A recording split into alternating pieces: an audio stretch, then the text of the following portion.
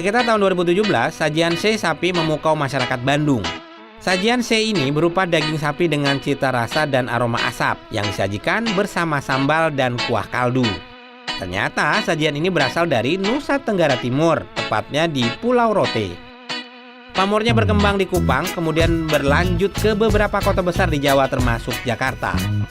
Di Pasar Santa, Jakarta Selatan, sebuah kios kecil dengan nama Kokasika menawarkan daging bercita rasa khas NTT ini. Ini yang NTT siapa ya? Kokasika sei sapi. Dagingnya Mas yang dari NTT. Oh, langsung dari sana? Enggak sih, kita udah bikin sendiri di sini. Ini siapa nih yang mbaknya yang dari NTT atau?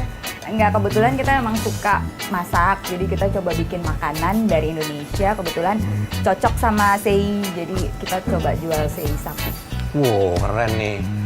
Tapi berarti udah pernah ke sana dong? Belum? Udah? Kita coba-coba tesnya sih di Jakarta aja, cuma kita kontak-kontak sama orang. Mengutip dari kompas.com, sei adalah bahasa Rote untuk daging yang disayat dalam ukuran kecil memanjang, lalu diasapin dengan bara api hingga matang. Masyarakat suku Rote lah yang menggunakan teknik masak ini untuk mengawetkan daging rusa hasil buruan. Bahan makanan lain juga diasap agar tahan lebih lama. Wah, ini teknik masak daging asli Indonesia yang harus dimasukkan dalam daftar bersama dengan rendang. Pengolahan sei itu kan nggak sembarangan ya, Mbak? Diasap. Ah iya, memang benar diasap. Terus kan yang saya tahu tuh kayaknya menggunakan kayu tertentu gitu nggak sih?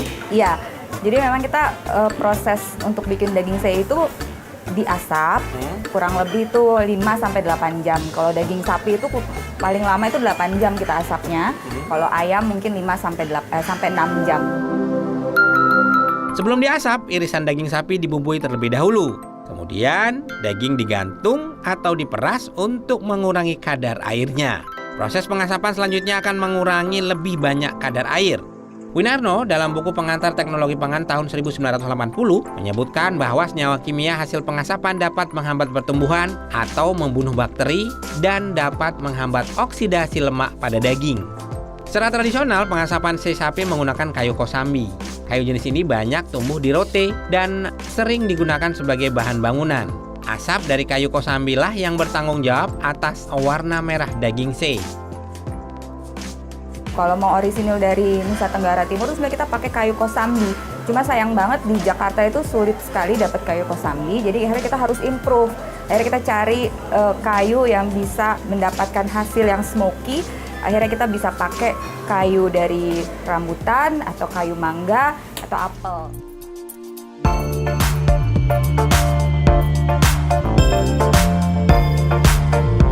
Oke, kita mau nyobain yang namanya sei sapi dan sei ayam. Nih sei ini memang kita berasa kayak terbang ke NTT lagi main di sana dan makan makanan ini. Oke, baiklah kita cobain. Ini kan ada dua versi ya, ada versi sapi dan ayam. Jadi kalau yang mungkin nggak bisa lagi diet daging sapi boleh makan daging ayam ya kan. Kita cobain yang sapi dulu ya.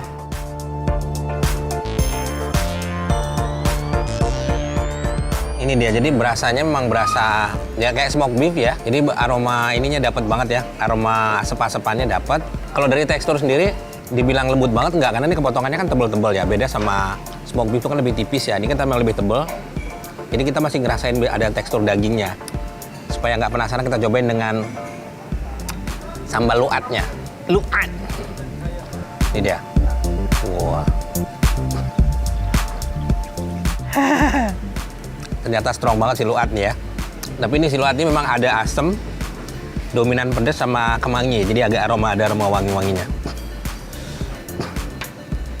Nah, ini baru cakep banget ya.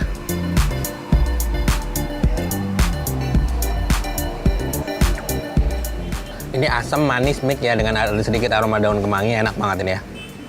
Mumtaz. Indonesia punya banyak sekali menu olahan daging yang khas dan lezat di tiap daerahnya. Penggunaan bumbu-bumbu yang kaya, teknik masak yang berbeda menambah khasanah kuliner Nusantara.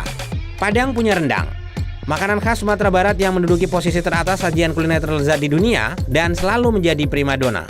Menu lezat ini menggunakan daging sapi yang diolah dengan beragam bumbu dan rempah-rempah Nusantara. Selain itu, rendang dimasak bersama santan kelapa. Diaduk selama berjam-jam dengan menggunakan tungku dari kayu bakar. Dengan metode memasak seperti inilah didapat cita rasa rendang yang gurih sempurna, serta awet disimpan sampai lama. Salah satu makanan yang identik dengan Jawa Timur adalah rawon. Hidangan daging berkuah ini berwarna hitam berkat kluwek atau kepayang, sehingga disebut black soup. Surabaya sebagai ibu kota tanah Jawa Timur menjadi titik temu beragam versi rawon di Jawa Timur. Salah satu resep rawon yang terkenal berasal dari perbatasan Pasuruan dan Probolinggo dan diberi nama rawon nguling. Selain rawon daging, ada juga rawon iga dan rawon dengkul.